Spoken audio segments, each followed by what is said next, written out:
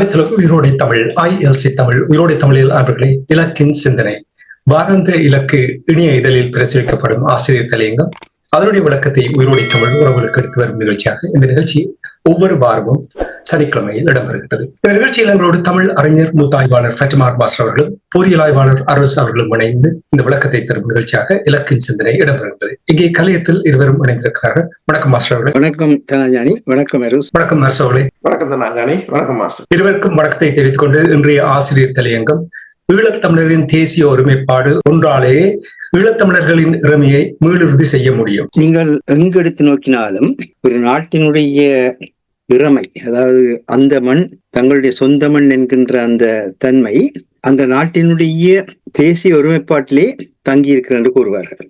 அதாவது மக்கள் கூட்டம் ஒன்று தேசமாக நேஷனாக மாறி தங்களை பிரகடனப்படுத்துகின்ற பொழுதுதான் அந்த மண் நாடு என்கின்ற தகுதியை பெறுகிறது.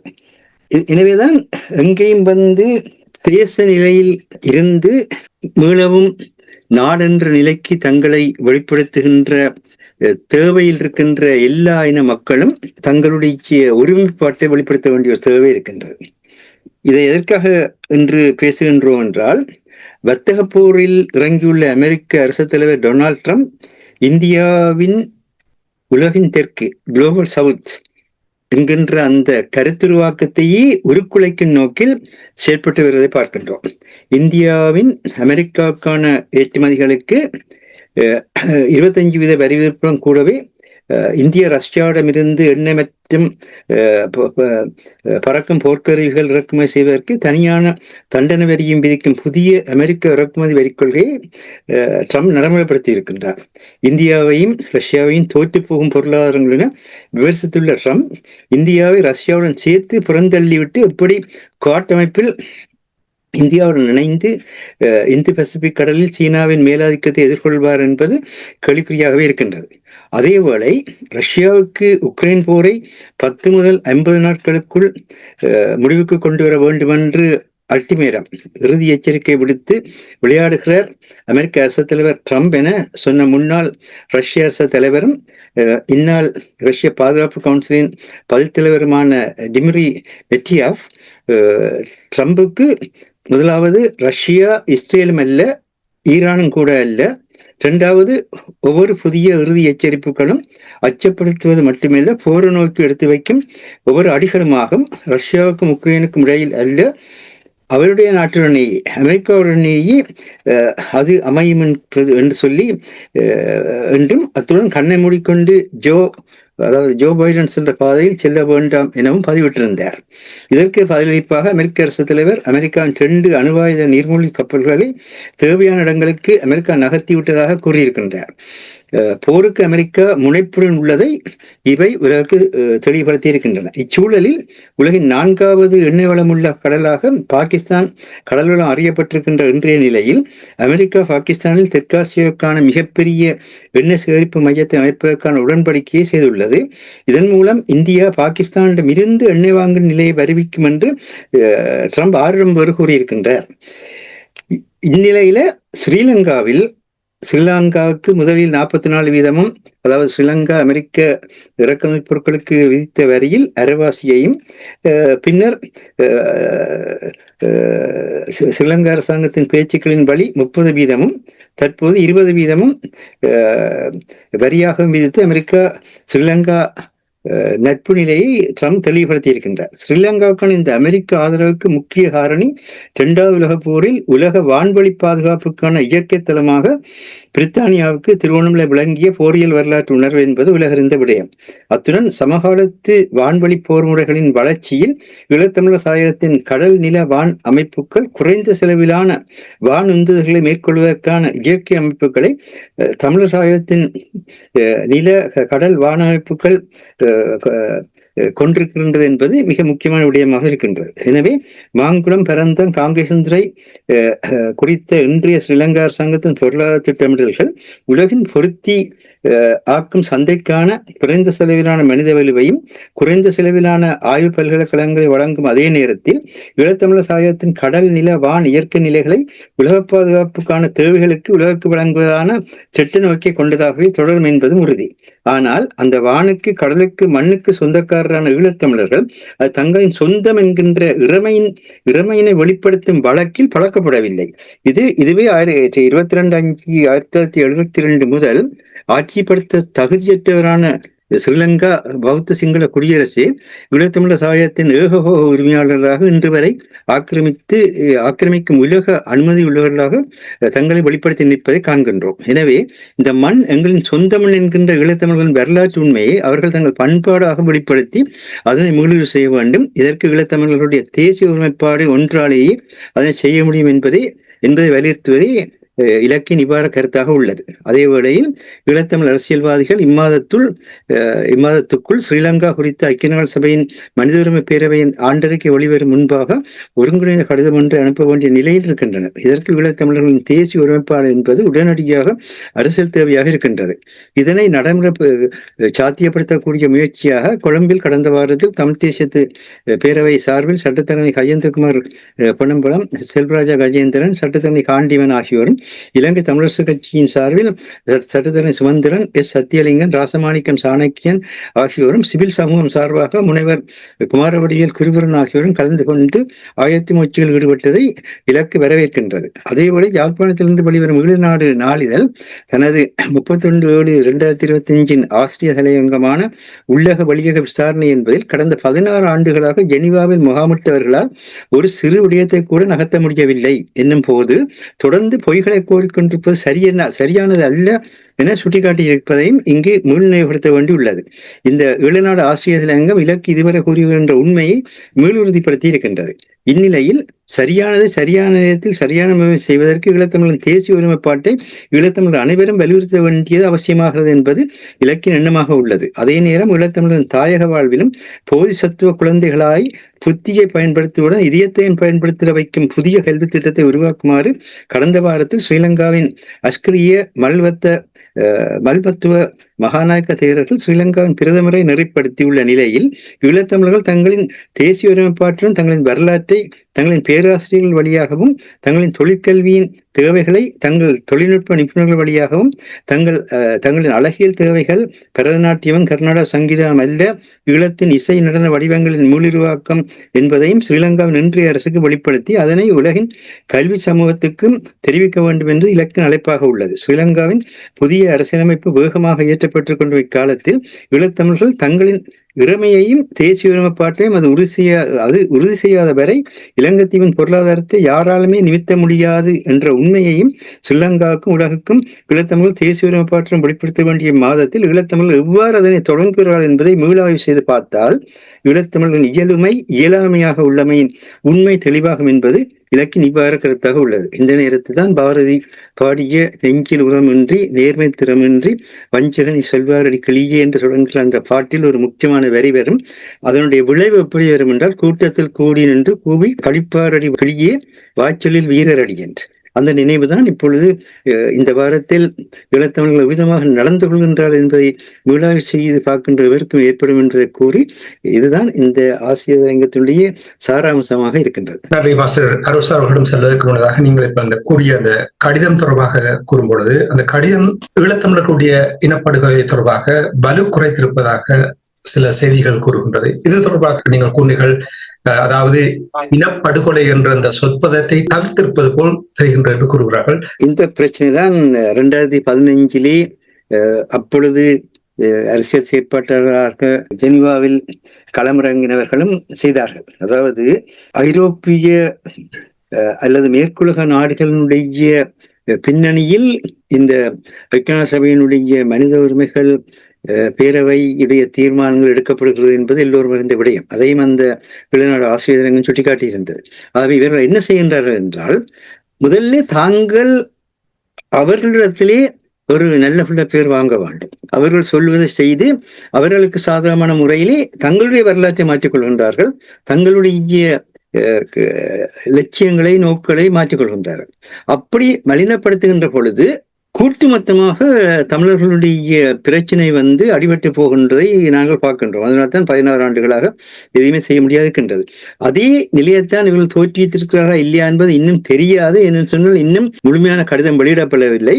நேற்றைய தினத்தில் தமிழரசு கட்சி அதில் கையொப்ப முடிவுமா இல்லையா என்பது பற்றிய அறிவிப்பு வெளிவரும் என்று சொல்லி கூறிய காரணத்தினால்தான் நேற்று இறுதி நிமிடம் வரை ஆசிய தலையங்கத்தை காலந்தாழ்த்தி பார்த்தோம். அந்த முடிவு வெளிவருமான்னு சொல்லி இதுவரை அந்த மாதிரியான முடிவதும் வெளிவந்ததாக நமக்கு தகவல் கிடைக்கவில்லை.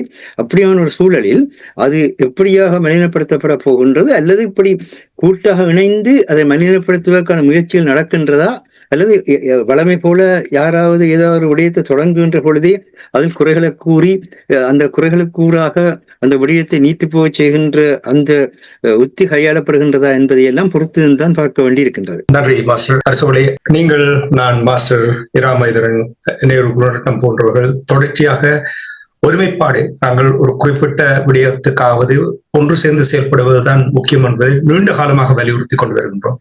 அதில் சில விளைவுகளை இப்பொழுது பார்க்கக்கூடியதாக இருக்கின்றது, வரவேற்கக்கூடியதாக இருக்கின்றது.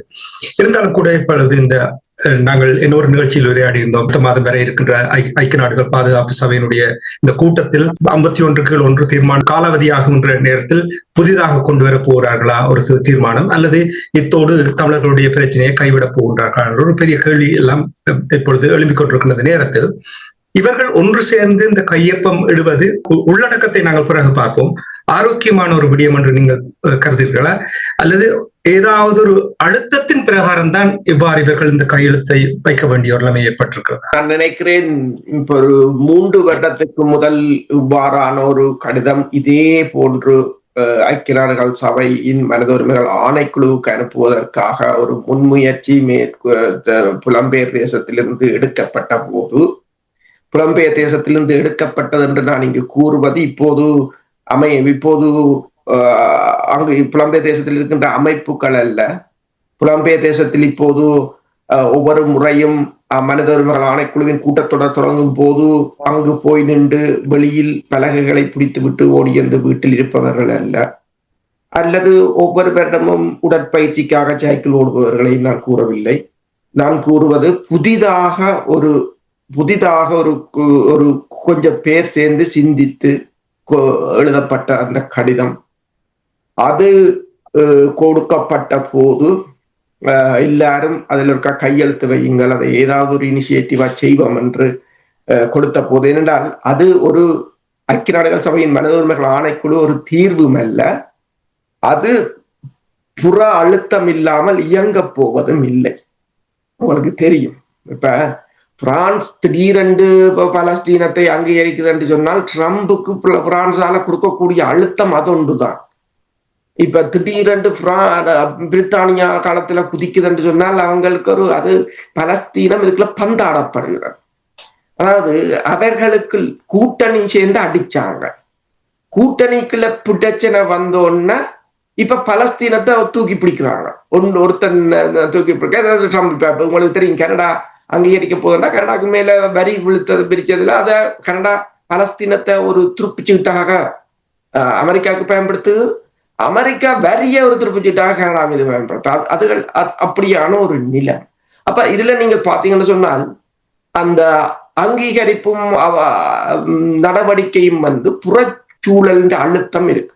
அந்த புறச்சூழல் அழுத்தம் ஏற்படுவதற்கு முன்னர் எங்களுக்குள் ஒரு ஒருங்கிணைவு வேண்டும்.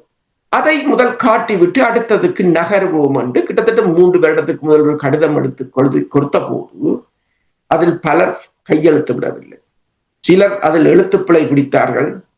நாங்கள் இங்க சோதனைக்கு போகல, உங்களுக்கு எழுத்துப்பிழை இருந்தா அதை திருத்தி போட்டு கையெழுத்து வையுங்க. சிலர் தகவல் பிழை என்றார்கள். சரி, சரியான தகவல் உங்களுக்கு தெரியும் என்றால் அது மாத்துங்க, ஓப்பனாத்தான் விட்டிருந்தோம். அவ்வாறுதான் கதைத்தார்கள், செய்தார்கள். அது பெரும் பிரச்சனை. ஆனால் இந்த நாடாளுமன்ற தேர்தல் கொடுத்த மரண அடி இப்போ உண்டாயிருக்கணும் என்று யோசிக்கிறார். காலம் கடந்த பிற்பாடும் ஒன்றாயிருக்க, சரி, அது நல்லது. சரி, இப்ப நீங்கள் சொன்னது கூறியது போல இந்த நீங்கள் கேட்ட கேள்வி, அதாவது இவர்கள் ஒன்றாக இருக்கணும், ஒன்றாக சைன் பண்ணணும் என்று வந்ததுக்குரிய காரணம் என்னென்றால் அழுத்தம் தான் காரணம். அதாவது மேற்குலகமும், அதாவது உலக பந்திலும் ஒரு காரியம் நகர வேண்டும் என்றால் அழுத்தம் தேவை. தாயகத்திலும் செய்ய வேண்டும் என்றால் அழுத்தம் தேவையாக இருக்கின்றது. சில சமயங்களில் பிரஷர், வேர்க்கில் கூட சொல்வார்கள், பிரஷர் இருக்கணும் சில இடங்களில், இல்லை என்றால் ஒரு வேலை நடக்காது என்று சொல்வார்கள். அதே ஒரு நிலைமையாகத்தான் இருக்கு. சரி, இப்ப இது நல்லபடியும் நீங்கள் வந்தது, அதுவும் புறச்சூழலால் தான் வந்திருக்கிறீர்கள். ஏனென்றால் சில அமைப்புகள், சில அரசியல் கட்சிகளுக்கு தாங்கள் இப்ப இருக்கிற நாடாளுமன்ற பதவியும் கதிரையும் போடுமோன்ற ஒரு நெஞ்சடியாத்தான் இருக்கிறது. அடுத்த 5 வருஷத்துக்கு அப்படித்தான் படுத்திருக்கணும், நிம்மதியா படுக்கவும் முடியாத ஒரு நிலையில் தான் இருக்கிறார்கள். இப்போது மக்களை நோக்கி ஓடுகிறார்கள். நான் அண்மையில் கூட கூறியிருந்தேன், ஒவ்வொரு வாரம், கொழும்பிலிருந்து ஒருவர் கூறினார், ஒவ்வொரு வாரமும் நாமல் ராஜபக்சா 200-300 பேரை சந்திக்கிறார் கிராமமாக. அதற்குரிய ஏற்பாடுகளை கிராம சபை, நகர சபை, இப்போது தேர்தல் நடந்து தெரிவு செய்ய அவர்கள் ஏற்பாடு செய்து கொடுக்கிறார்கள். எங்கட கிராம சபை, நகர சபையை போய் பார்த்தால் அடிபாடு. அங்கு மக்களை சந்திக்க வைக்க நேரம் இல்லை என்றால் அவங்கள பிரச்சனையை தீர்க்கிறதுக்கு மக்கள் தான் வரணும். அப்படியான ஒரு நிலைமையாக இருக்கின்றது. எத்தனை தமிழ் கட்சிகள் அல்லது இப்ப தென்னிலங்கை கட்சி ஆதிக்கம் செலுத்துதா, நீங்கள் இப்பவே இருந்து மக்களை சந்திக்க வேண்டும். சந்தித்து நிலைமைகளை விளங்க கிராம மட்டத்திலிருந்து கட்டி அமைக்க முடியும். அவ்வாறு இல்லை. சரி, நீங்கள் கேட்டது போல ஒரு புற அழுத்தம் காரணமாக விரும்பி இவர்கள் வந்ததாக தெரியவில்லை, ஒரு அழுத்தத்தால் ஒன்றிணைந்திருக்கிறார்கள். ஆனால் அதை ஐக்கிய நாடுகள் சபைக்கு கொடுத்து விட்டு கலைந்து போவதால் இந்த பிரயோசனம் இருக்க போவதில்லை. ஒரு புறசக்தியினுடைய அழுத்தத்தினால் இவ்வாறான ஒரு முடிவுக்கு வந்திருந்தால், இப்ப உங்களுக்கு தெரியும், நாங்கள் இங்க நிறைய தடவை பேசியிருக்கிறோம், எங்களிடம் எந்த விதமான ஒரு வெளிவார கொள்கை இல்லை, திட்டங்கள் இல்லை. சரி, உங்களுக்கு வெளிவார கொள்கை இல்லை என்றாலும், திட்டங்கள் இல்லை என்றாலும், தமிழ் மக்களுக்கு இழைக்கப்பட்ட இந்த அநீதி தொடர்பாக, இனப்படுகொலை தொடர்பாக தீர்க்கமான ஒன்றிணைந்த முடிவெடுக்க முடியாமல் இருப்பதற்கு காரணம் என்ன? இப்ப இன்னும் கூட விவாதித்துக் கொண்டிருக்கின்றோம். 16 ஆண்டுகளாக போர்க்குற்றம் இடம்பெற்றதா, 2 தரப்பும் போர்க்குற்றத்தில் ஈடுபட்டதா, இனப்படுகொலை என்று சொல்லுகிறார்கள், இல்லை இனப்படுகொலை என்று இது தொடர்பாக ஏதாவது தெளிவு இருக்குதா? இந்த தெளிவு இல்லை என்றால், இந்த தெளிவில்லாமல் நாங்கள் அடுத்த கட்டத்துக்கு செல்ல முடியாது என்று நீங்கள் நம்புகிறீர்கள்? தெளிவை கொண்டு வருவதற்கான ஒரு திங்க் டேங்க் எங்களிடம் இல்லை. ஒவ்வொரு நிலைமைகளையும் உன்னிப்பாக ஆராய்ந்து அடுத்தது எவ்வாறு நகர்த்த வேண்டும் என்று சொல்வதற்கான புற உதவிகளை எடுப்பதற்கும் எம்மிடம் அதற்காக நாங்கள் எந்த முயற்சியும் செய்யவில்லை. எங்களுக்கு விடுதலை, உங்கள் விடுதலை உங்கள் மக்களிடம்தான் இருக்கின்றது என்பதை முதலில் உணர வேண்டும். எங்கள் விடுதலையை வைகோபாலசாமியோ சீமானோ கொண்டு வருவார் என்று அங்கு போய் நிற்கிற ஒரு கூட்டம் இருக்கின்றது. அவர்கள் முதலில் இந்தியர்களாகத்தான் யோசிப்பார்களே தவிர இலங்கையர்களாக அதற்கு பிற்பாடுதான் இலங்கை இந்திய சட்டத்தை மீறி அவர்களால் எதுவும் செய்ய முடியாது என்பதை உணரவும் இல்லை. அது ஒரு பலவீனம் என்று சொன்னால் நாங்களே எங்களை பலவீனமானவர்களாக காட்டுகிறோம். தேசிய தலைவர் ஒன்றை கூறினார், நான் எமது இனத்தை நான் ஒரு என்று சொல்றது நாங்கள் ஒரு கெஞ்சி பெறும் ஒரு இனமாக பார்க்க விரும்பவில்லை. ஆனால் இப்போது அவ்வாறுதான் நடக்கிறது. இரண்டாவது, நீங்கள் பார்த்தீர்கள் என்று சொன்னால், தமிழீழத்தின் அரசியலை தாண்டி இந்திய அரசியலுக்கு, இப்ப இந்திய அரசியலை இந்தியாவுடன் விட்டுவிட வேண்டும். இந்திய அரசியலுக்குள் ஒரு கட்சியை, அது விடுதலை சிறுத்தைகளாக இருக்கலாம், நாம் தமிழர்களாக இருக்கலாம், திமுக இருக்கலாம், அண்ணா திமுக இருக்கலாம், ஒரு கட்சிக்கு நாங்கள் ஆதரவு கொடுத்தாலுமே அது ஆட்சியில் இருக்கோ இல்லையோ அது வேறு விடயம். அந்த நாட்டின் அரசியலுக்குள் நாங்கள் பிரவேசித்திருக்கிறோம், அந்த நாட்டின் அரசியலுக்கு நாங்கள் அச்சுறுத்தலாக இருக்கிறோம் என்பதுதான் அர்த்தம். அந்த அடிப்படை அறிவு கூட இல்லாமல் அங்கு போய் கட்சிகளுக்கு ஆதரவை கொடுத்து அந்த நாட்டையும் குழப்பி அதன் மூலம் இந்தியாவை எங்கள் தேசத்திலிருந்து தூர வைத்ததும் இந்த அறிவிலிகளின் வேலைதான். அப்ப இவ்வாறு பெருமளவான 2 பேர் 3 பேர் சேர்ந்து சங்கம் நடத்தும். அண்மையில் கூட உங்களுக்கு தெரியும், ஆஸ்திரேலியாவில் இந்த செம்மணி தொடர்பாக ஒரு போராட்டம் இடம்பெற்றிருந்தது. அந்த போராட்டத்திற்கு பிறகு 2 பேர் ஓடோடி போய் சென்று ஆஸ்திரேலியா தூதுவரை சந்தித்து படம் எடுத்து போட்டிருக்கணும். 2 பேர். மிச்சவைக்கு சொல்லவும் இல்லை, மிச்சவையை கூப்பிடவும் இல்லை. இது ஒரு உதாரணம். இப்படித்தான் நடக்கிறது. இயக்கத்தில் இருந்து அப்ப காலத்துல அம்மாக்கு சுவம் இல்ல, அப்பாக்கு சுவம் இல்ல, தங்கச்சி கல்யாணம் கட்டணும், வீட்டுக்கு காசு உழைக்கணும் அல்லது வறுமை என்று சொல்லி துண்டை கொடுத்துட்டு ஓடி வெளிநாட்டுக்கு வந்தவரை எல்லாம் மீண்டும் தலைவர்களை ஆக்கினால் எவ்வாறு என்ன நடக்கும் என்பதற்கு எங்களுடைய இனம் மிகப்பெரிய ஒரு கேவலமான உதாரணத்தை இந்த வரலாற்றில் பதிவு செய்து கொண்டிருக்கின்றோம். அவ்வாறான ஒரு நிலையில் இருக்க எங்களிடம் எந்த விதமான ஒரு வரைவும் இல்லை, எங்களிடம் எந்த விதமான வெளிவிவகார கொள்கையும் இல்லை. நான் கூறினேன், இப்ப அமெரிக்காவின் புலனாய்வுத்துறையின் தலைவர் என்று இந்த வாரம் ஒரு அறிக்கையை சொல்லியிருந்தார். என்னென்றால் 2016ஆம் ஆண்டு இடம்பெற்ற தேர்தலில் ரஷ்யா அமெரிக்காவின் உள் விவகாரங்களில் அரசியலில் தலையிட்டதா இல்லையா என்ற ஒரு விவாதம். பிரித்தானியா கூறியிருந்தது சீனாவும் ரஷ்யாவும் தன் தேர்தல் விவகாரங்களில் தலையிடுகிறார்கள். ஐரோப்பிய ஒன்றியம் சொல்லியிருந்தது. இப்படி பல இடங்கள். இப்ப நான் கேட்கிற ஒரு கேள்வி, தமிழர்களை பார்த்து, நீங்கள் தமிழகத்தின் அரசியலில், அதாவது தமிழகத்தின் அரசியல் வேறு, இந்தியாவின் அரசியல் வேறு இல்லை, நீங்கள் தமிழகத்தின் அரசியலில் தலையிடுகிறீர்களா இல்லையா? இதான் முதலாவது கேள்வி. ஓம் அல்லது இல்லை. ஓம் என்று சொன்னால் நீங்கள் அந்நிய நாட்டுக்கு அச்சுறுத்தலாக இருக்கிறீர்கள். நீங்கள் உங்கள் நாட்டு அரசியலுடன் நின்று அவர்களுடன் உதவிக்கு போகலாம். ஏதாவது ஒரு அரசியல் கட்சிகளை ஆதரித்து அவர்களுக்கு எதிராக நிதி திரட்டி அவர்களுக்காக, இப்ப அமெரிக்காவை எடுப்போம். அமெரிக்காவில் இருக்கிற ஒரு சிறிய கட்சிக்கு ரஷ்யாவில் இருக்கிறவர்கள் நிதியை திரட்டி கொடுத்து அதை ஊக்கப்படுத்தினால் அமெரிக்கா அதை எவ்வாறு பார்க்கும்? சரி, பிரித்தானியாவில் இருக்கின்ற ஒரு சிறு, இப்ப நைஜல் ஃபராஜ் என்று சொல்லுவோம், சிறு சிறிய கட்சிக்கு இலங்கையில் இருக்கிற தமிழர்கள் அல்லது அமெரிக்காவில் இருக்கிற தமிழர்கள் அல்லது வெவ்வேறு நாடுகளில் இருப்பவர்கள் நிதிகளை திரட்டி நீங்கள் உதவி செய்தால் பிரித்தானியா உங்களை ஒரு தனது நாட்டிற்கு அச்சுறுத்தலானவர்களாகத்தான் பார்க்கும். இந்தியா தமிழர்களை ஏன் அச்சுறுத்தலாக பார்க்கிறது என்பதற்கான விளக்கம் தெரியுதுதானே. விடுதலை புலிகள் இருந்த காலத்தை பாருங்கள், ஒருபோதும் ஏனைய நாடுகளின் அரசியல் தொடர்பாக வாய் திறப்பதும் இல்லை, சப்போர்ட் கொடுப்பதும் இல்லை. அவர்கள் ஒரு நாளும் எல்லோரையும் அழைக்கும் போது எல்லோரையும் கூப்பிடுவார்கள், எல்லோரையும் பேசுவார்கள். ஏன்? பிரேமதாசாவுடனும் கை குலுக்கினவர்கள் தான், சந்திரிகாவுடனும் கை குலுக்கினவர்கள் தான். இப்ப அந்த ஒரு அது ஒன்றுமே இல்லாத ஒரு நிலையில் நாங்கள் நிற்கும் போது நீங்கள் கேட்ட கேள்விக்கு என்னிடம் பதிலே இல்லை.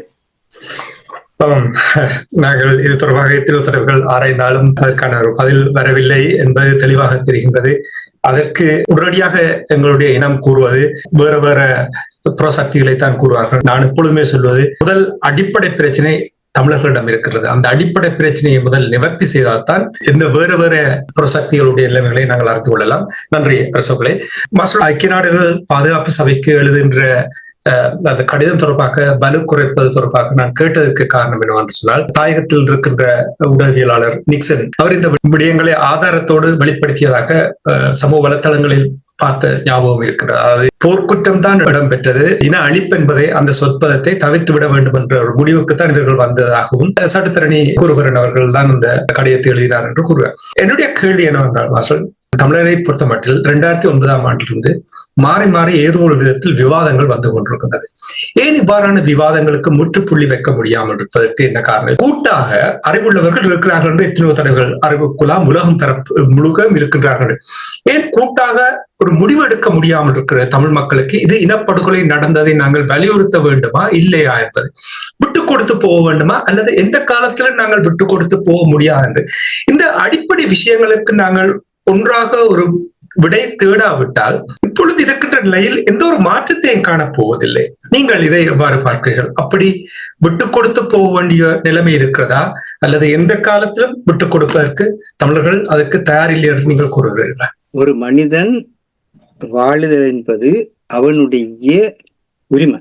அதுதான் தன்னாட்சி என்று கூறுவார். முதல்ல தன்னாட்சி என்பது குடும்பத்துல தொடங்குவது. குடும்பத்துல ஒரு மனிதன் தான் வாழ்வதற்கான, ஒரு மண்ணில் பிறந்தால் அந்த மண்ணில் அவன் வாழ்வதற்கான பிரிக்கப்பட முடியாத உரிமையை கொண்டிருக்கிறான். அந்த பின்னணியில் தான் பிறகு அவர்கள் தேசமாக இணைவது, தேசத்தினுடைய தன்னாட்சி, தேசத்தினுடைய இறமை என்றெல்லாம் பெறும். ஆனால் இங்கு இருக்கின்ற பிரச்சனை என்னவென்று சொன்னால், இப்பொழுது அரசு கூறியது மிக முக்கியமான விடயம். அதாவது நாங்கள் எங்களுடைய பிரச்சனையை எங்களுடையதாக எடுத்து விளக்கி அதனை அடைவதற்கு நாங்கள் அதற்கான திட்டங்களை, முறைமைகளை உருவாக்கி அதனை செயல்படுத்துகின்ற பொழுதுதான் அது அந்த மக்களுக்கான செயற்பாடாக இருக்கும். இதைத்தான் தேசிய தலைவர் செய்தார்.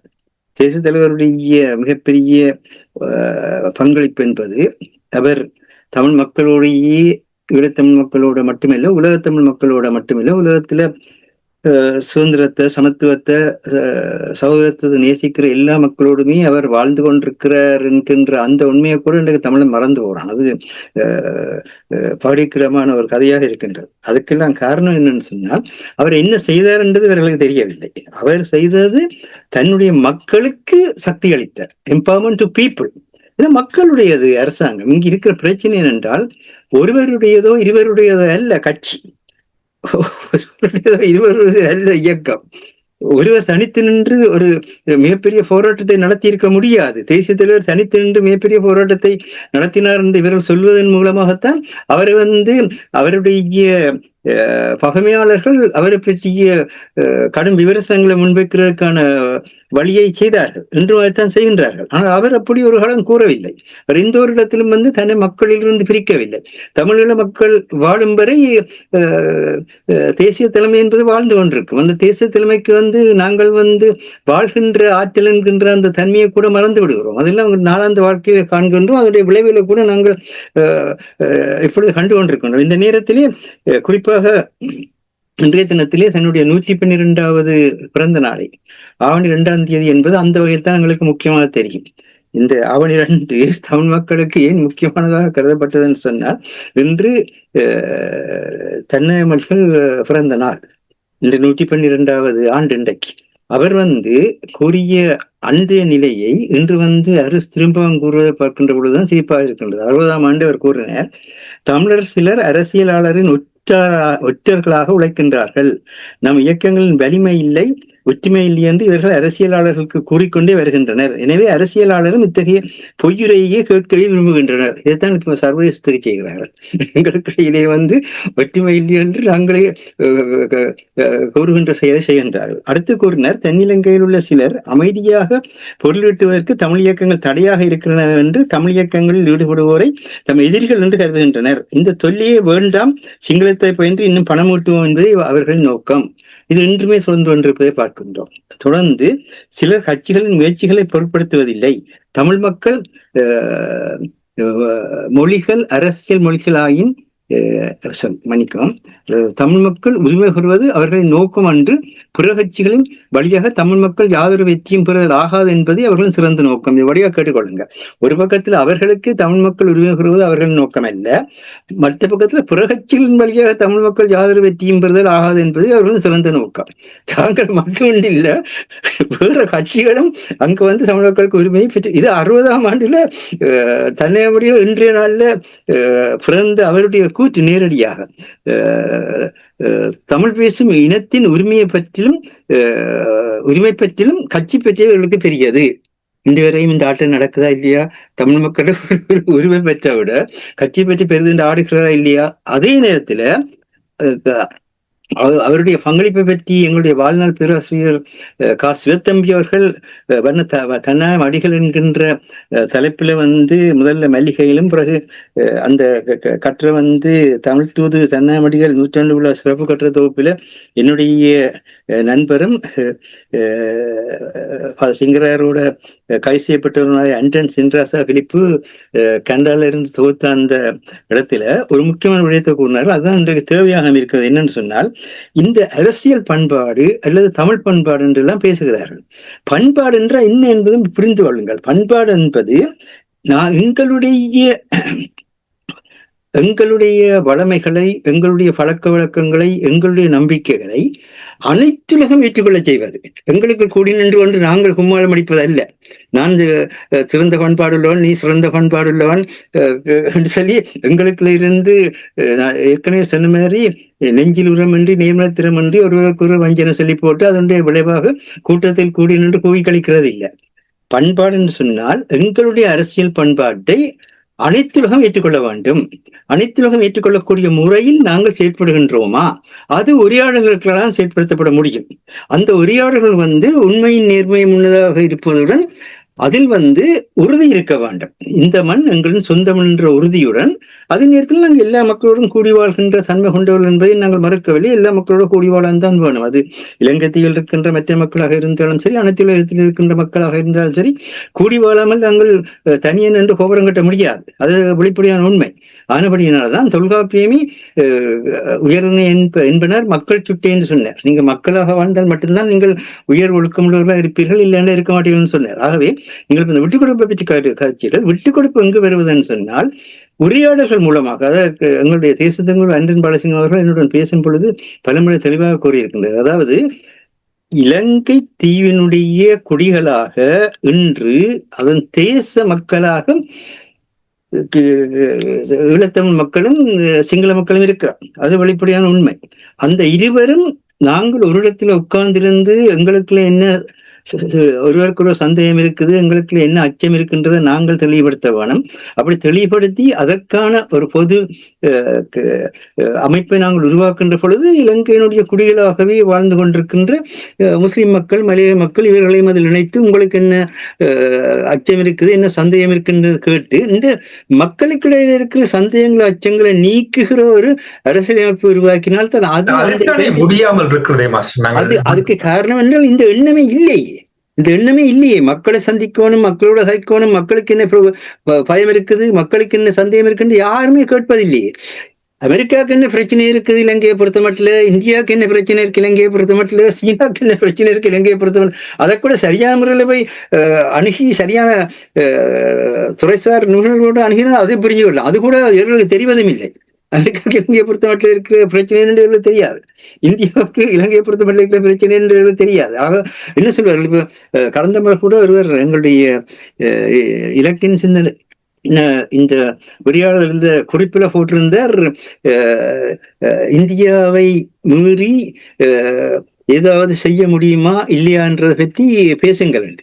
இந்தியா புவியியல் நிலையில் நாங்கள் இந்திய துணைக்கண்டத்தினுடைய நிலப்பரப்பில் இருக்கின்றோம் என்பது எல்லாருக்கும் தெரிந்தபடியா. நாங்கள் மட்டுமே இல்லை, இந்திய துணைக்கண்டத்தில் இருக்கிற எல்லா நாடுகளுமே இந்திய துணைக்கண்டத்தில் தான் இருக்கின்றன. பாகிஸ்தானாக இருந்தாலும் சரி, பங்களாதேஷாக இருந்தாலும் சரி, சாக் நாடுகளாக இருந்தாலும் சரி, எல்லாமே இந்திய துணைக்கண்டத்தில் தான் இருக்கின்றன.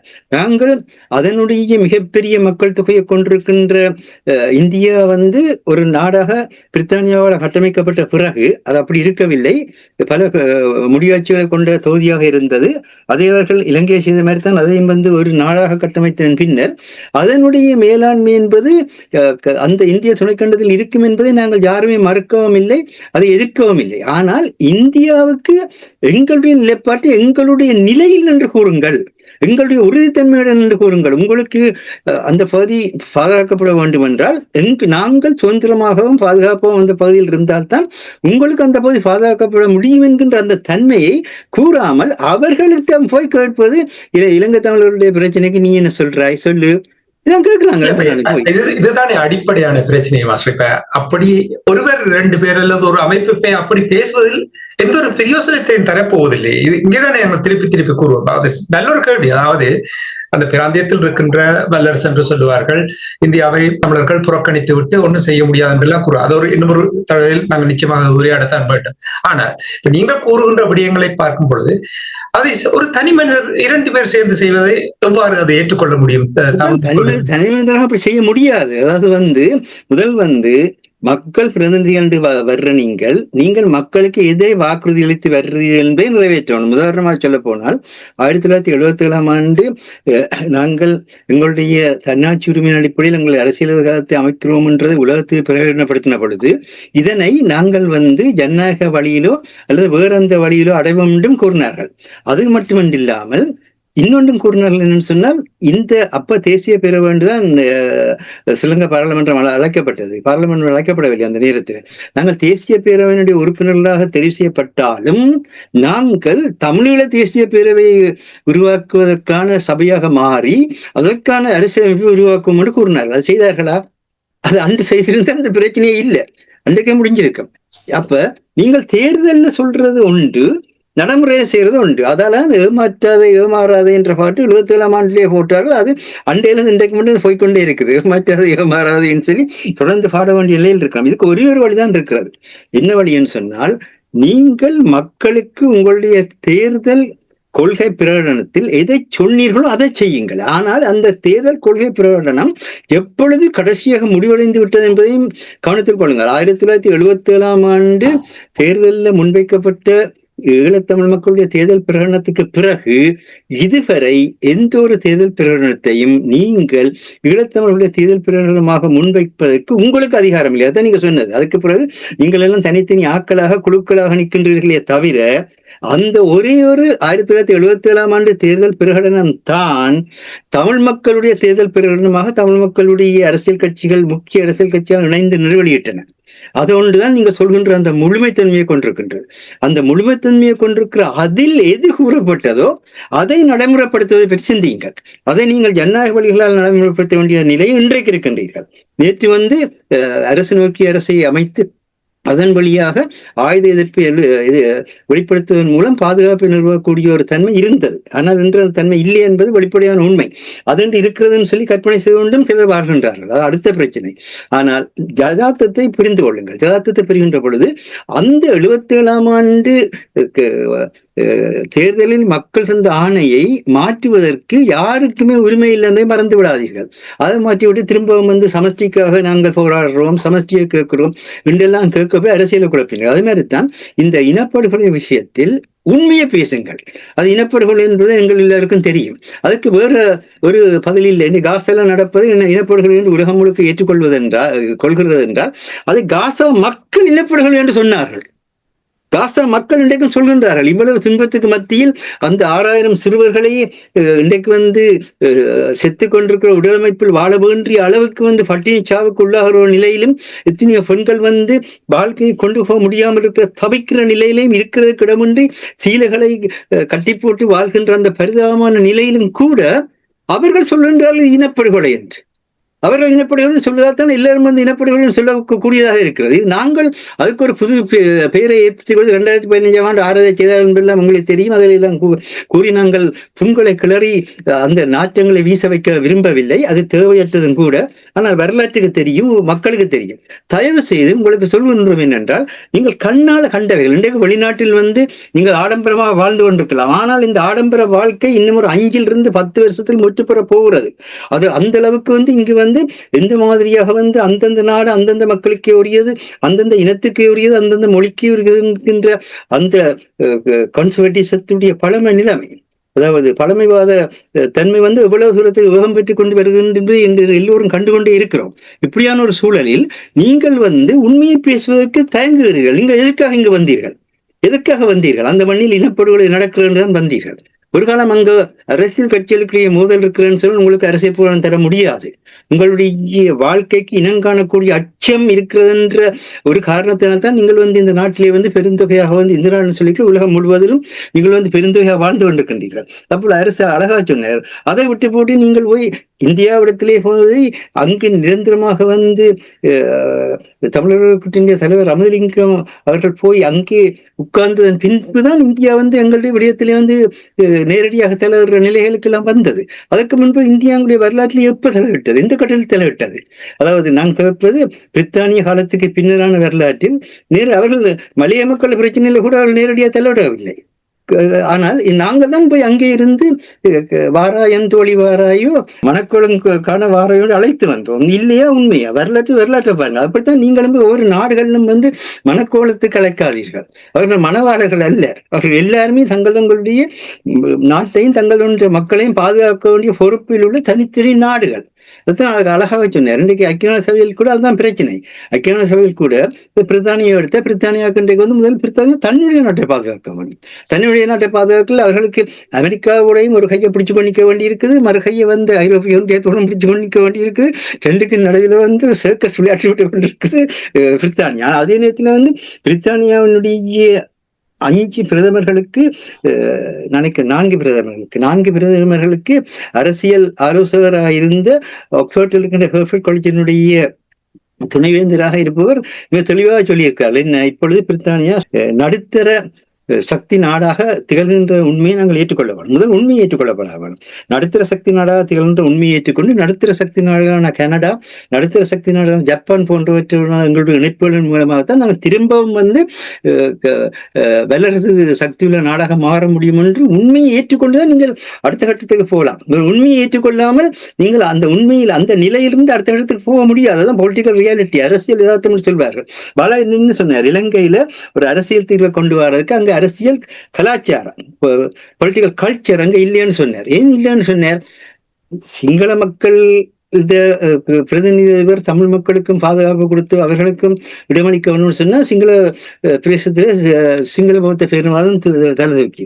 அதே மாதிரி இப்ப தமிழ் மக்கள் இருக்கிற ஒரு பிரதிநிதி சிங்களவர்களோட நாங்கள் சரியான முறையில பேச்சுவார்த்தை நடத்தி சரியாக கொண்டு போகணும்னு சொன்னா தமிழ் பக்கத்திலும் தேசியவாதம் தலை தூக்கி. இப்படியான சூழல்ல அரசியல் தீர்வை கொண்டு வர முடியாது. அதுக்காக அவர் என்ன சொன்னார், 5 வருஷத்துக்கு இடைக்கால அரசாங்கத்தை தாருங்கள், அது நிர்வாக அரசாங்கம் இருக்கட்டும், எங்களோட பக்கத்துடைய நிர்வாகத்தை நாங்கள் நடத்துகிறோம், அந்த பொருளாதாரத்தை வளர்க்கிறோம், அந்த கல்வியை வளர்க்கிறோம், அந்த மருத்துவத்தை வளர்க்கிறோம், அந்த போக்குவரத்தை வளர்க்கிறோம், அது எல்லா மக்களுக்கும் பயனுடையதாக மாறட்டும். நாங்கள் அதுக்கு ஒருவருக்கு ஒருவர் மூலம் நாங்கள் கொடுக்கல் வாங்கல் மூலம் பொருளாதாரத்தின் மூலம் நாங்கள் திரும்பவும் உறவுகளை தொடங்குவோம். அப்படி தொடங்குகின்ற பொழுது இந்த அரசியல் சூழ்நிலை மாறுகின்ற பொழுது எப்படியாக வாழலாம் என்று பற்றி பேசுவோம். இப்படி சொன்னாரா சொல்லவில்லையா ஒரு பேச்சுவார்த்தையில? யாராவது எந்த இயக்கத்தை சேர்ந்துள்ளதை மறப்பார்களா? ஏன் அந்த தேசத்தின் குரல் என்று சொல்லப்பட்டது அப்படியான சொன்னார். அதைத்தான் இன்றைக்கு எல்லாரும் சொல்றோம். அதாவது எங்களுடைய மண்ணை வடக்கு கிழக்கு என்று சொல்லப்படுற பிரதேசம் யாழ்ப்பாண அரசிலும் வன்னி அரசிலும் இருந்து பிரித்தானியரால் கைப்பற்றப்பட்ட பிரதேசம். அது தமிழ் மக்களுடைய தாயகம் என்பது முழு உலகுக்கும் பிரித்தானியா கைப்பற்றிய போது தெரியும். அது வெளிப்படையான உண்மை. அதை அனுரகுமார திசாநாயக்காவும் ஹரிணி அபிஷேகர் அவர்களை ஒரு விடுதலை நோக்குள்ள அரசியல் தலைவர்களாக கட்டமைப்பதாக இருந்து அதை ஏற்றுக்கொள்ள வேண்டும். ஏற்றுக்கொண்டு வடக்கு கிழக்கில் இருக்க மக்களுடைய நிர்வாகத்தை அவர்களிடத்தில் கொடுங்கள். அதுக்காக தான் இந்த உள்ளூராட்சி சபையை இந்த பொது வேட்பாளர்களை தான் கொண்டு வருகின்ற பொழுது அதற்கு ஏற்ற விதமாக அது கட்டியெழுப்புறதுக்கு முயற்சித்தோம். ஆனால் அந்த முயற்சியில் எல்லாவற்றையுமே சேர்த்தார்கள். இன்னொரு உண்மையும் சொல்கின்றோம், நாங்கள் வெளிநாடுகளில் இருந்து அழகாக பல விஷயங்கள் செய்து கொண்டு நிம்மதியாக கொக்கோ கோலாவும் கெண்டக்கியும் சாப்பிட்டு கொண்டு இருக்கலாம். ஆனால் அங்கிருக்கின்ற மக்கள் அந்த அரசாங்கத்தினுடைய கைக்குடால் நாளாந்த வாழ்க்கையை கொண்டு செல்ல வேண்டியவர்களாக இருக்கின்றார்கள். அவர்கள் பாதுகாக்கப்படுற அளவில் தான் அந்த மண்ணில் மக்களுடைய இருப்பு இருக்கின்றது. அவர்களுடைய பாதுகாப்பு சிதறமாக இருந்தால் மண்ணில் மக்களுடைய இருப்பில்லாத போய்விடும். இருப்பில்லாத புனைப்படும் எதையுமே பேச இதுதான் பலஸ்தீனிய மக்களுக்கு நடந்தது. பலஸ்தீனிய மக்களுடைய பிரச்சனை என்னவென்றால், இஸ்ரேலியர்கள் அந்த நாட்டை விட்டே முற்றாக வெளியேறிய நிலையில் அவர்கள் அந்த நாட்டை பராமரிக்க நிலைக்கு வந்தார்கள். அதனால் அவர்கள் அதை தங்களுடைய கருதுகின்றனர். அதற்கு முதல் இஸ்ரேலுக்கும் அந்த நாட்டிலே உரிமை இருந்தது என்பது வெளிப்படையான உண்மை. ஆனால் அதை இஸ்ரேல் இப்பொழுது உலகத்தினுடைய சகல அட்டகாசங்களை செய்து நிலைநாட்டு நிலையில் நிற்கின்றார்கள். இதே நிலைதான் ஈழத்தமிழர்களுக்கும் பெறும். படிப்படியாக ஈழத்தமிழர்களுடைய சனத்தொகை குறைந்து கொண்டு போகின்ற பொழுது அதனுடைய விளைவு இதே மாதிரியான நிலைக்குத்தான் கொண்டு வந்து முடிக்கும். ஆனால் அப்படியானது எங்களுக்கு வரவில்லை. ஆனால் அப்படின்னால சொல்வது என்னவென்றால், நீங்கள் இந்த இன்னொரு விஷயம், அது இந்த இடத்துல கூட பிறகு சிவத்தம்பி கூட சுட்டி காட்டுவார். மார்க்சிசத்தை பற்றி கூட அவர் பேசுகின்ற பொழுது சொல்லுவார், மார்க்சிசம் ஜெர்மனியில் பிறந்த மார்க்ஸ் பிரான்சிய அனுபவத்தின் அடிப்படையில் கனடாவில் இருந்து எழுதப்பட்ட ஒரு அரசியல் சிந்தனை தொகுதி. அதை யாருமே மறக்கவில்லை. அது மிகச்சிறந்த தொகுதியும் கூட. அதே மார்க்ஸ் அதே சிந்தனை வந்து எங்களுடைய மண்ணுக்கு பொருந்த வந்து அவரே ஒரு அடிக்குறிப்பில் கூறியிருந்தார். அதாவது இந்தியா பொருளாதாரத்தை பற்றி நீங்கள் ஏன் எழுதவில்லை என்று கேட்டதுக்கு அவர் கூறியிருந்தார், இந்தியாவில் அன்பு நெறி என்று சொல்லப்படுகின்ற சைவம், இதை இந்த சைவ மக்கள் வழியாக புரிஞ்சு கொள்ளுங்கள். நீங்கள் இந்து மதம் பிடித்தவர் என்று உங்களை சொல்லிக்கொண்டு புலம்பிக் கொண்டிருக்கிற நிலையில் கார்ல் மார்க்ஸ் சொன்னதை புரிஞ்சு கொள்ளுங்கள். அன்பு நெறி என்று சொல்லப்படுகின்ற சைவம் அன்பிட்டமிர்தை பற்றி பேசுகின்றது, அந்த அன்பிட்டமிர்தை தான் பொதுவுடைமையும் பேசுகின்றது. ஆகவே அவர்கள் அதை சரியாக செய்தார்கள் இருந்தால் இது இப்போதைக்கு தேவையில்லை கருத்து தான் கூறினார். ஆனால் நாங்கள் தான் எங்களுடைய அன்பு நெறி என்றால் மற்றவருடைய அன்பு என்று சொன்னாலே முன்னால் இருக்கிறவருடைய துன்பத்தை, துயரத்தை, பிரிவை, கவலையை, வேதனையை மாற்றுவதற்கு நான் முயற்சிக்கிற ஒரு செயற்பாட்டுக்கு தான் பேர் அன்பு. அதை நாங்கள் செய்கின்றோம். அதுக்கு பதிலாக முன்னால் இருக்க எல்லாரையும் எந்த அளவுக்கு அடிச்சு பிச்சு எறிஞ்சு நீ அவன் நீ இவன் நான் அவன் என்று சொல்லிக் கொண்டிருக்கிறோமோ இல்லையா? இன்றைக்கு இந்த 2ஆம் தேதி காலையில என்ன நடக்கின்றது உங்களுக்கு தெரியும். நாங்கள் நேரடியாக சொல்லி யாருக்குமே மனவேதனை ஏற்படுத்த விரும்பவில்லை. ஆனா என்ன செய்கின்றோம்? குரங்கு எப்படியாக ஒரு பூமாலையை பிச்சு பிச்சு எறியுமோ அதே மாதிரி தேசிய தலைவராலையும் எங்களுடைய மாவீரர்களாலையும் கட்டமைக்கப்பட்டு அந்த ஈழத்து தமிழீழம் என்கின்ற அந்த மலர் மாலையை ஒவ்வொரு மலராக பிச்சிருக்கிற பணியைத்தான் எல்லாரும் ஈடுபட்டிருக்கின்றோம் என்பதுதான் வெளிப்படையான உண்மை. உண்மைதான் மாஸ்டர். சின்ன பின்னமாக்கி கொண்டிருக்கிறார்கள். நேரடியாகவே அதை கூறியிருக்கிறீர்கள். நன்றி அதற்காக மாஸ்டர். மாஸ்டர்களே, மாஸ்டர் கூறியபடி அதாவது உண்மையை ஏற்றுக்கொண்டால் தான் நாங்கள் அடுத்த கட்டத்துக்கு நகரலாம். யதார்த்தத்தை முன்வச்சி உண்மையை நடைமுறை யதார்த்தத்தை ஏற்றுக்கொண்டே ஆக வேணும். எப்பொழுதுமே நான் கூறுவது நாங்கள் தூய்மையாக இருக்க வேண்டும். அதாவது இந்த போராட்டத்தில் 1,40,000 மேற்பட்ட மக்களை சில நாட்களுக்கு பலி கொடுத்த அந்த இன அழிப்பை யாராலும் அதை மாற்ற முடியாது. 56,000 பேர் காசாவில் இறந்தவர்களை இன அழிப்பு என்று அவர்கள் கூறும் பொழுது அது சாட்சியங்கள், அங்கே காட்சிகள் எல்லாத்திலும் ஊடாக அதை தெளிவாக கூறிக்கொண்டிருக்கிறார்கள். மேற்பட்ட காணாமல் ஆக்கப்பட்டவர்களுடைய தாய் தந்தையர்கள் இன்றைக்கும் பலியாக இருக்கின்றார்கள். அது இனப்படுகள் தானே. நீங்கள் அதுக்கான நீதியை வழங்காதான் அந்த இனப்படுகள் நடந்து கொண்டிருக்குது. இப்படியான சூழலில் அரசர்களை நாங்கள் சில விடயங்களை வெளிப்படையாக நேரடியாக பேசித்தான் ஆக வேண்டும். இப்பொழுது நாங்கள் ஆரம்பத்தில் பேசிய அந்த கடிதம், ஐநாவுக்கு எழுத இருக்கின்ற கடிதம் அல்ல எழுதிய கடிதம், வலு குறைக்கப்பட்ட இந்த நிலைமைகள் எல்லாம் பார்க்கும் பொழுது தமிழ் மக்களை பொறுத்த மட்டில் உங்களுக்கு தெரியும், எந்த ஒரு காலம் இப்ப மாசம் இருந்தார் இந்த குரங்கின் கையில் பூமாலை போல் அந்த தமிழ் தேசியத்தை எப்படி சிதற வைக்கிறார்கள் என்றதை இப்ப மாசம் கூறினார். ஆனால் ஒரு கட்டம் வந்துவிட்டது, நாங்கள் ஏற்றுக்கொள்ளத்தான் வேண்டும். விளக்கத்தை மக்களுக்கு சட்டத்திறனிகளாவது இந்த விளக்கத்தை கொண்டு வந்து இந்த நிலைப்பாட்டை கூறுவது எவ்வளவு முக்கியம். அதாவது இப்போ பூகோள அரசியலை நீங்கள் எடுங்கள், நீங்கள் தானே அதில் பெரிய பித்தகர். உங்களுக்கு தெரியும், சர்வதேச நாடுகள், அந்த நாடுகள் சர்வதேசத்தினுடைய சட்டங்களை மீறுகின்றது. எத்தனை நாடுகள் மீறி இருக்கிறது. ஆனால் இங்கே தமிழினம், இந்த இனம் 2009ஆம் ஆண்டு நடந்த இன அழிப்புக்கு பின்னர் இங்கிருந்து நகர்ந்து செல்ல முடியாமல் இருக்கின்றது. இந்த விளக்கத்தை, அதாவது சர்வதேசத்தோடு அல்லது ஏனைய நாடுகளோடு பயணிப்பதாக இருந்தால் சில விடயங்களை நான் ஏற்கனவே மாஸ்டரிடம் கேட்டது போல் விட்டு கொடுத்து அதிலிருந்து நகர்வது ஒரு வழியாக நீங்கள் பார்க்கிறீர்களா? இது தொடர்பான ஒரு விளக்கத்தை மக்களால் தெரிவு செய்யப்பட்டவர்கள் வெளிக்கொண்டு வந்து இனப்படுகொலை நடந்ததுதான், ஆனால் நாங்கள் இந்த காலகட்டத்தில் இவ்வாறான ஒரு நிலைக்கு வர வேண்டிய ஒரு சூழல் நிர்பந்திக்கப்பட்டிருக்கின்றோம். எனவே இதை நாங்கள் விளக்குவது இதுதான் சரியான போக்கு என்று நீங்கள் நம்புகிறீர்களா, அல்லது நாங்கள் விட்டுக் கொடுக்கவே முடியாது என்று நீங்கள் கூறுகிறீர்களா? இனப்படுகொலை இடம்பெற்றதை அது உண்மைதான், அதை யாரும் மறுக்க முடியாது, அதிலிருந்து விலகவும் முடியாது. ஆனால் அதை விட்டுக் கொடுப்பதை விட அதற்கு உரிய தடைக்கற்களை அகற்றுவதுதான் முக்கியமானது. அதை எந்த முறையில் அதனை மேல் கொண்டு வர வேண்டும். இப்ப பாலஸ்தீன மக்களை பாருங்கள், சிலர் கூறினார்கள் அன்றைக்கு பிபிசியில் தாங்கள் சாப்பிட்டு 2 நாட்கள் 3 நாட்கள் ஆகின்றது. மாஸ்டர் இப்ப கூறினார், இங்க இருப்பவர்கள் கெந்தூக்கி சிக்கனையும் சோடாவையும் குடிச்சு போட்டு போராட்டம் நடத்துவது இல்லை. போராட்டம் என்பது வலிகள் நிறைந்தது. தேசிய தலைவரை கூறியிருந்தார், மரவள்ளி கிழங்கும் ஒரு பச்சை மிளகாய் இருந்தார். எத்தனை பேர் நீங்கள் சாப்பிடுவீங்க? இங்க இருக்கிறீங்க, அம்மாவுக்கு ஜோம் இல்ல, அப்பாவுக்கு ஜோம் இல்ல, வீட்டை பார்க்கணும், காதலியை பார்க்கணும் என்று இயக்கத்துல இருந்து துண்டு கொடுத்துட்டு ஓடி அந்த நீங்கள் எத்தனை பேர் பார்ப்பீங்க? எத்தனை பேர் இந்த வலியை தாங்குவீர்கள் உங்களால்? அப்ப நீங்கள் ஏமாற்றி கொண்டிருக்கிறீர்கள் என்பது தான் உண்மை. இதைத்தான் நான் சொல்வது, உண்மையை பேசுங்கள். முதலாம் மாஸ்டர் கூறியது போல, அதாவது காலத்தை நீங்கள் அறிய வேண்டும். ஏனென்றால் டைனமிக் சேஞ்ச், இந்த பூகோள அரசியல் கடகடன்னு மாறும். ஏன் ட்ரம்பே இன்று என்ன சொல்வார், நாளைக்கு என்ன அது மாறிடும் கடாரு. அப்ப ஒரு ஸ்டாக் மார்க்கெட்டில் கூட யாரும் துணிஞ்சு காசு போட முடியாத ஒரு நிலை. ஏனென்றால் அவ்வளவு மாற்றம் நடந்து கொண்டு வருகிறது.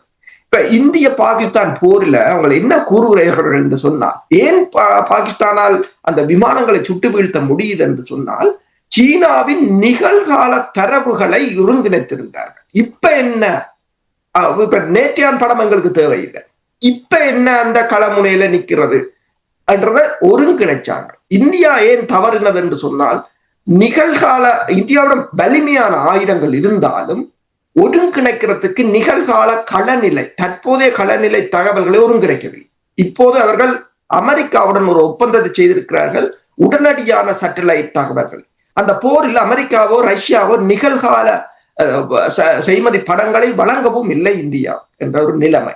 இப்ப இது அரசியலுக்கும் பொருந்தும். நீங்கள் நிகழ்காலத்தில் அதனை நிகழ்காலத்திற்கு ஏற்றவாறு எங்கள் அரசியல் பூகோள அரசியலை நாங்கள் வடிவமைப்போமாக இருந்தால், நாங்கள் தனிநாட்டு கோரிக்கையிலும் இருந்து பின்வாங்க தேவையில்லை, இனப்படுகொலையிலும் இருந்து பின்வாங்க தேவையில்லை. உங்களால் அதை நகர்த்த முடியவில்லை என்றவுடன் காரணத்தை தேடுகிறோம். இப்படி சொன்னால் நல்லா இருக்குமோ, அப்படி சொன்னால் நல்லா இருக்குமோ என்றால் எங்கள் பேரையே 10 பேராக மாற்ற வேண்டியவர். எந்த பேர் பிறவார், அது பிடிக்காது என்று சொன்னால் நாளைக்கு இன்னொரு சுதாகரன் என்று மாற்றுவோம். அது பிடிக்கலை என்று முதல் என்ற பேரை நிலைநிறுத்துறதுக்கு நான் போராட வேண்டுமே தவிர என்ற பேரை நான் மாற்றிக் கொண்டிருக்க முடியாது. கடைசியில என்ற குடும்பக்காரருக்கே தெரியாது எனக்கு இப்ப நான் இந்த பேர்ல தெரிகிறேன் என்று. அப்படியான ஒரு நிலைமையாகத்தான் இருக்கும். கடைசியாக என்ன தேடி பிடிக்க நானே தேட வேண்டி இருக்கும், என்னே நானே தேட வேண்டி இருக்கும். இப்ப நான் என்ன பேர்ல இருக்கிறேன் நிலைமையாகத்தான் இருக்கும். இப்ப மாஸ்டர் கூறியது போல, அதாவது உங்கள் நல்ல ஒரு கருத்தை சொன்ன, உங்கள் நிலையில் இருந்து பேசுங்கள். அதாவது நீங்க உங்கள் நிலையில், இப்ப நாங்கள் தமிழகத்தின் அரசியலுக்குள்ளேயோ இந்தியாவின் அரசியலுக்குள்ளேயோ நாங்கள் போனோமாக இருந்தால் அந்த நாடு எங்களை ஒரு த்ரெட்டாக, அதாவது தங்களுக்கு ஒரு அச்சுறுத்தலாகத்தான் பார்க்கும்.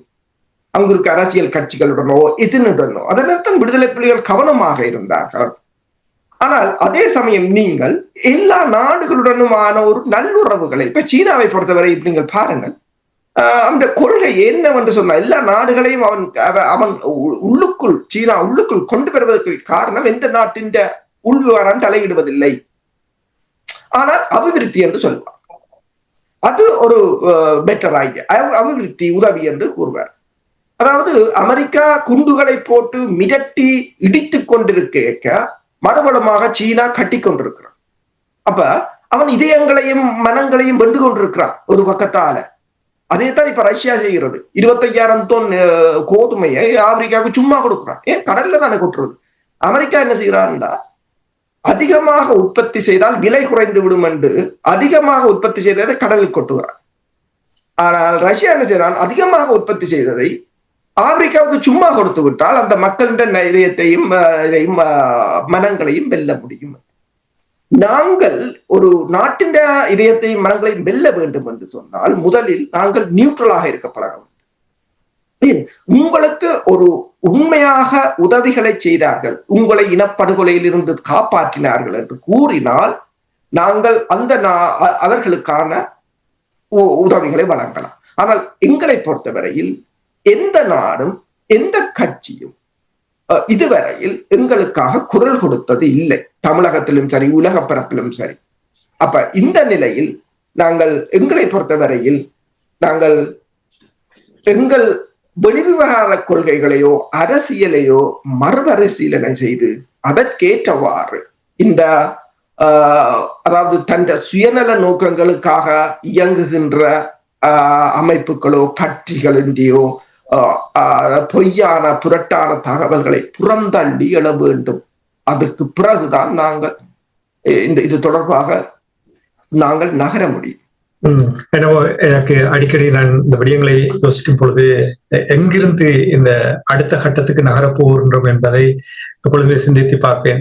தூய்மையாக இருக்க வேண்டும், அதில் எந்த மாற்று கருத்தும் இல்லை. ஆனால் சரியான திட்டம் இல்லை, சரியான கொள்கை இல்லாததனால் இந்த இனத்தினுடைய சரிவு மெதுவாக பார்ப்பதை ஒரு அபாயத்தை அந்த பயத்தின் விளைவாகத்தான் இந்த கேள்வி. நீங்க சொல்வது உண்மை என்றால் இப்ப அரசு கூறிக்கொண்டிருக்கின்ற பொழுது கூற வேண்டி வந்து என்றால் இந்த முறை ஃபாரின் அஃபேர்ஸ் என்ற அனைத்துலக சஞ்சிகையில் வந்து இந்தியாவினுடைய 3 பிரபலியமான ஊடகவியலாளர்கள் சேர்ந்து இந்தியா இத்தகைய ஒரு பெரும் சக்தியாக இருக்கும் என்கின்ற ஒரு கட்டுரையை வெளியிட்டிருக்கின்றார். அதை தயவு செய்து பாருங்கள். அதில் அவர்கள் மிக தெளிவாக கூறுகின்றார்கள். என்னென்று சொன்னால், இந்தியாவினுடைய மக்கள் தொகையையும் இந்தியாவினுடைய நிலப்பரப்பையும் யாராலுமே மாற்ற முடியாது. அது இயற்கை கொடுத்து. அப்படிதான் சீனாவுடைய மக்கள் தொகையும் சீனாவுடைய நிலப்பரப்பையும் யாராலுமே மாற்ற முடியாது. ஆகவே இந்த 2 நாடுகளும் அதற்குரிய தன்மையுடன் தான் எப்பொழுதும் இருக்கும்.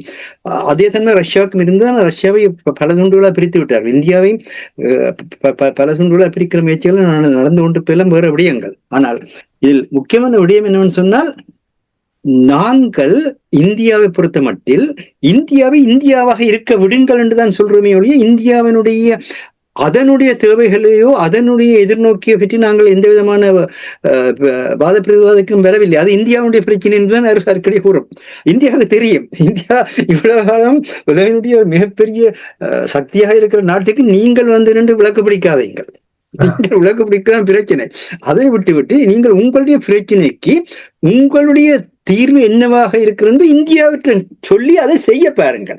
உங்களுக்கு உங்களுடைய பிரச்சனைக்கு என்ன தீர்வு யாருக்குமே தெரியாது.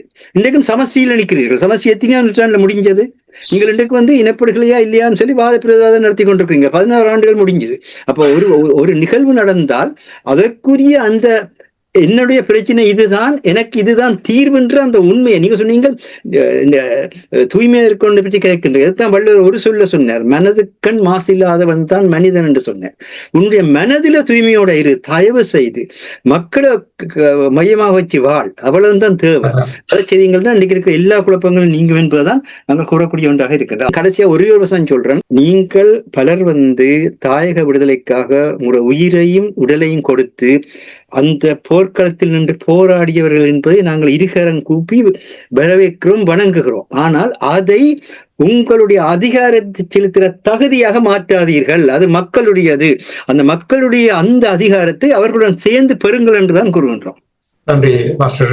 நிச்சயமாக நீங்கள் கூறுவது போல் தூய்மையாகவும் மக்களோடு வாழும் பொழுது எல்லாமே சரியான இடத்தில் சரியாக வந்து சேரும் என்பதை நீங்கள் இங்கே மிகவும் சிறப்பாக கூறியதற்காக உங்களுக்கு நன்றி கூறுகின்றேன்.